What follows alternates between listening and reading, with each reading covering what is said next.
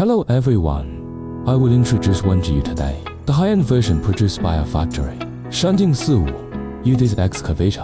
What about our excavator? The width of the chassis is 1.74 meters. What about the largest digging depth of the whole vehicle? Can reach 7 meters. The maximum excavation height of the whole vehicle can reach 5 meters. What about our 456 excavator? They come standard with 250 steel tracks, standard solid cast iron, to win the bidding with arm side panel. Stable job. Work hard. No dead ends at work. What about this car? It is carrying an original imported Yamaha 3-cylinder high-powered engine. Fuel efficient, durable, and easy to open. At the same time, the working and turning of this car, including the main pump and main valve, they are all Guanyu brands imported from Japan. Our car is suitable for landscaping, municipal engineering, house demolition, personal rental, and other working conditions.